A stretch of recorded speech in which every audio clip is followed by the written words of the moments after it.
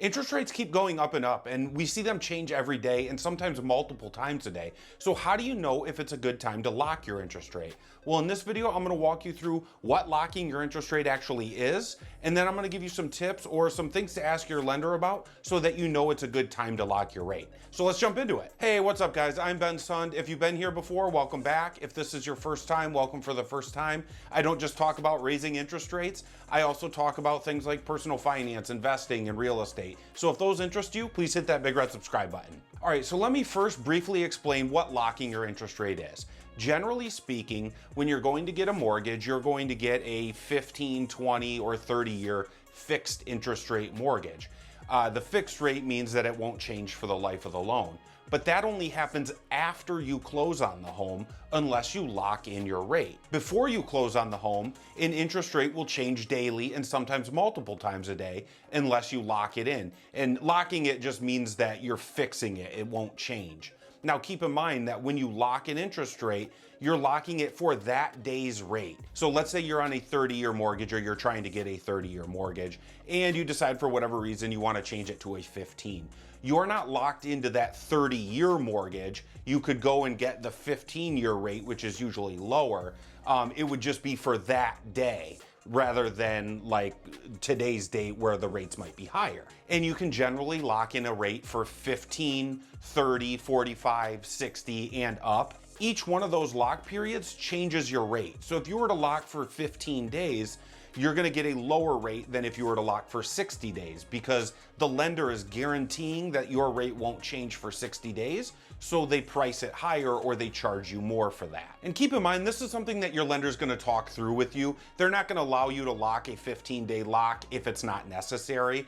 They're gonna be able to guide you through this. I'm just giving you some examples on what to look out for. So when should you actually lock your rate? In this market, you should lock right now. You should have already locked because rates are going up. But seriously, if generally speaking, you can only lock a rate if you actually have a home or you have a purchase agreement together. Most lenders aren't going to let you lock a rate on a pre-qualification because it could take months for you to find a home. So you're gonna have to at least have a purchase agreement or have found a home and made offers on the home before you can lock your rate. So let's assume that you found your home, you have a signed purchase agreement together, and you have a lender that you wanna work with. Now I'm gonna guide you through on what are the things that you wanna look out for when looking at locking your interest rate.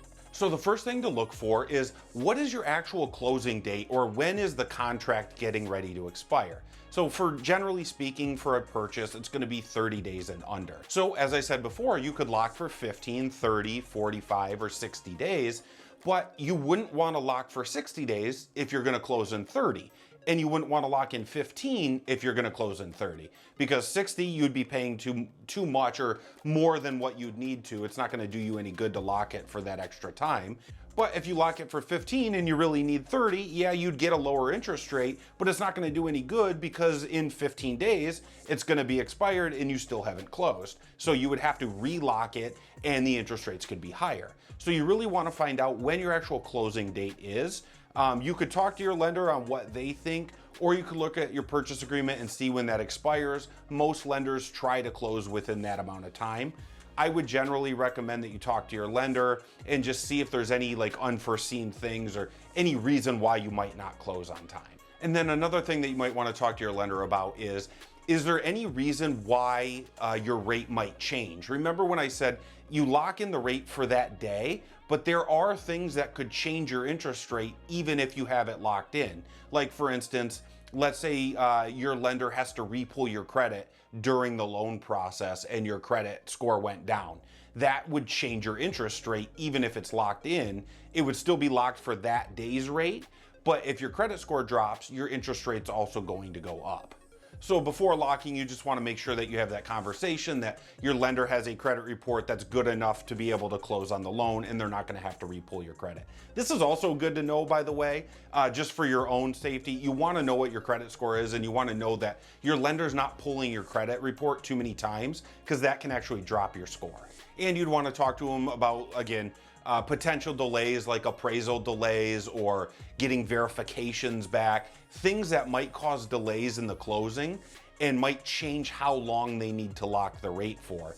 Again, for instance, if your closing's supposed to be in 30 days and you lock the rate for 30 days, but it ends up taking 45, you could get stuck with a higher interest rate, and it would have been better to lock it for 45 in the beginning, because it might have been cheaper to just lock it for 45 rather than have to deal with a now higher interest rate. And the final and probably most important is to make sure that you understand your payment and what goes into your monthly payment. Locking your rate doesn't mean that everything's set in stone and nothing can ever change or anything like that. It just means that you're comfortable with the terms, you're comfortable with the payment, and you want to be protected against any big rate jumps because you intend on going forward with the loan. Now, locking the rate is usually the better thing to do, generally speaking, especially here in 2022 where the rates are going sky high. But there is a downside, and that is if the rates do go down and your rate is locked in, then you don't get to take advantage of that lower interest rate. Most lenders don't have a policy where they will guarantee a lower rate if the lock goes down. So that would be one of the downsides. In some other markets, that can definitely happen. Again, it's usually not enough to make it worth it to like quit with that lender and go with a different lender and start all over again. It's usually not, usually the rate drops are like an 1/8 of a percent or 1/4 of a percent, and over a long period of time that would definitely matter. It's usually not worth it for you to like cancel everything with that lender and start all over again. But that is one of the downsides to locking in your rate. So as of this recording in 2022, I might be dating the video a little bit, but I'm hearing a lot of conversations about locking your rate in right away or talking to your lender as soon as possible on what their policy to lock your rate in right away is, because you don't know what your rate's gonna do, and there's not really any predictions that rates are going down. As a general rule, right now, they're going up. And so it's a good idea to lock your rate in as soon as possible. That way you're protected from any big variations, because again, we're seeing rates change every day and sometimes a few times a day. And so you don't want to get caught right in the middle of the day, have a big rate jump, and now you have to have a higher interest rate for 30 or 15 or 20 years because you didn't lock it in.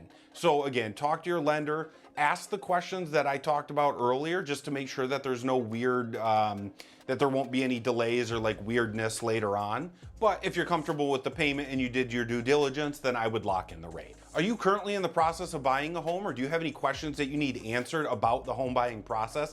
Comment down below. And if you got value out of this video, please hit that big red subscribe button. It really helps the channel out, and we'll see you on the next one.